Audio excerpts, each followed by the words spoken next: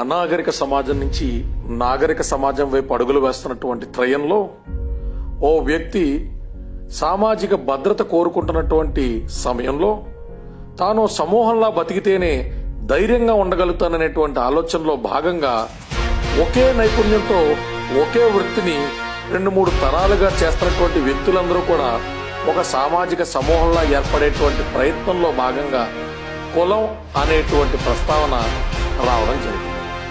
ఏర్పడ్డటువంటి కారణం మంచిదైనా క్రమేపీ అందులో ఉన్నటువంటి పేర్కొట్టబడ్డటువంటి కొన్ని ఉన్నత కులాలు ఇతరుల పట్ల అణిచివేతను అంటరానితనాన్ని అవలంబిస్తున్నటువంటి తరుణంలో నాడు బ్రిటిష్ వారు భారతదేశంలోకి రావడంతోనే అనగారి అణిచివేయబడ్డటువంటి కులాలకి సైతం విద్యని వైద్యాన్ని సామాజిక స్పృహని కల్పించడంతో ఒక సామాజిక తిరుగుబాటు ఏర్పడి ఆ పెత్తందారీ వ్యవస్థలన్నీ నాడు తాత్కాలికంగా రద్దు చేయబడ్డాయి.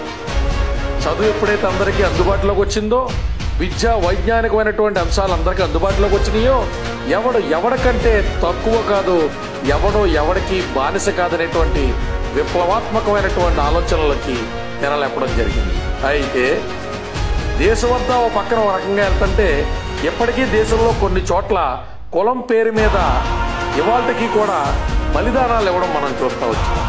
ఆడపడుచుల్ని చంపేయడం మనం చూసినాం. కులాంతర వివాహాలు చేసుకున్నంత కారణాన చిన్నప్పటి నుంచి ఆడి పాడి పెంచినటువంటి పిల్లలు సైతం ఆ కుల పిచ్చిలో చంపేసుకోవడం మనం చూసాం. ఇక్కడ మన రాష్ట్రం దీనికి అతీతం కాదు అనేటువంటి సంగతిని అప్పుడప్పుడు కొంతమంది మానసిక రోగులు గుర్తు చేస్తూ ఉంటారు. ఇవాళ రక్త కణాల ఆధారితంగా మనం ఏ కులమో చెప్పేటువంటి టెక్నాలజీ సైన్స్ అయితే కనుక్కోలేకపోయింది, కానీ మన దేశంలోనే మన రాష్ట్రంలో ఉన్నటువంటి కొంతమంది శాడిస్టులు అయితే కనుక్కున్నారు. ఎలా కనుక్కున్నారంటే వాళ్ళ కులంలో ఏదన్నా రంగంలో ఉన్నతమైనటువంటి శిఖరాలు చేరినటువంటి వ్యక్తులు ఉండడం పాపం. వాళ్ళు గొప్పవాళ్ళు కాబట్టి ఆ కులంలో పుట్టిన మేము కూడా గొప్పవాళ్ళు అనేటువంటి దౌర్భాగ్య స్థితికి వెళ్ళిపోయినటువంటి పరిస్థితి మన రాష్ట్రంలో చూస్తాం. ఎన్టీ రామారావు గారు విశ్వవిఖ్యాత నట సార్వభౌమ కింద పేరు పొందినటువంటి ప్రక్రియ ఆయన సొంత కష్టంతో వచ్చింది, ఆయన కులంతో రాలా. మెగాస్టార్ చిరంజీవి గారు అత్యున్నతమైన శిఖరాలకు చేరుకుంది ఆయన సొంత కష్టంతో, ఎన్ననగా వాననగా పడిన కష్టంతో వచ్చింది, ఆయన కులంతో రాలా. మర్రి చెన్నారెడ్డి గారు, నీలం సంజీవ్ రెడ్డి గారు, తిరుమల నాగిరెడ్డి గారు లాంటి పెద్దలందరూ కూడా వాళ్ళ సొంత కష్టంతో ఉన్నతమైన ఆలోచనలతో కీర్తి ప్రతిష్టలు గడించారు తప్ప వాళ్ళ కులంతో గడించలేదు.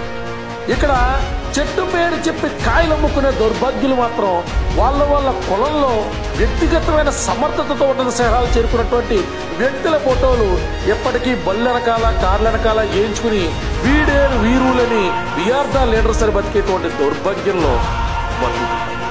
ఓ పక్కన పాశ్చాత్య దేశాలన్నీ కూడా అంతరిక్షాన్ని జయిద్దామా ఆకాశాన్ని జయిద్దామా అని చూస్తుంటే మనం ఇప్పటికీ మొదలుబారిన ఆలోచనలే జయించలేనటువంటి పరిస్థితుల్లో మిగిలిపోయామంటే అతిశయోక్తి కాదు. పేరు చివర ఉన్నతమైన డిగ్రీలు సంపాదించుకున్నాం, పేరుకి ఉన్నతమైనటువంటి టెక్నాలజీల్ని కొత్తదనాన్ని మనం వాడే సెల్ ఫోన్ కానించి మన జీవన విధానంలోకి తెచ్చుకున్నాం, కానీ మన ఆలోచనలు మాత్రం ఇంకా 50-60 సంవత్సరాల క్రితమే వదిలేసామంటే ఎంతకంటే మన వెనకబాటుతనానికి మన వెనకబడిన ఆలోచనలకి తార్కాణం ఉంటుందని అడుగుతున్నా. కులం అని మొత్తుకునేటువంటి మనం ఓ 60 ఏళ్ల క్రితం, ఓ 100 ఏళ్ల క్రితం శూద్రధారి వ్యవస్థలోనే ఉన్నాంగా. ఒకవేళ కులాల ప్రస్తావిస్తప్పుడు మనం పనుల కింద బతికంగా.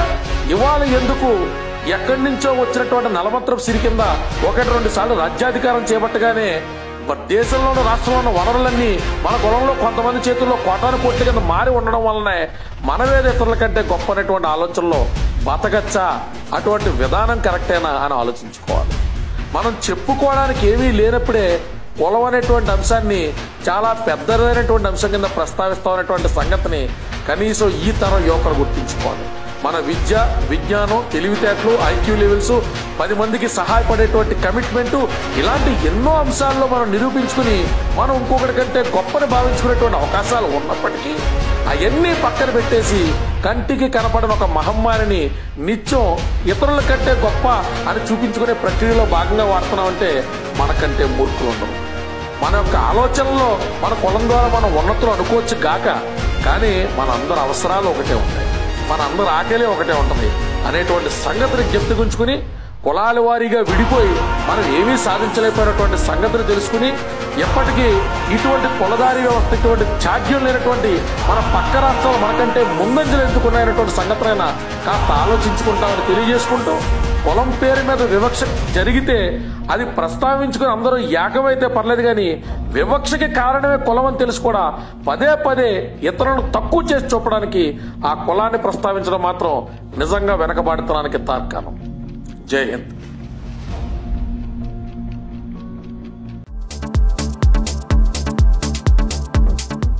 Please subscribe to new waves. ఇలాంటి మరిన్ని మంచి వీడియోలు కావాలని కోరుకుంటున్నారా? అయితే పక్కనే ఉన్న గంట సింబల్ను క్లిక్ చేయండి. అలాగే సబ్స్క్రైబ్ చేయండి.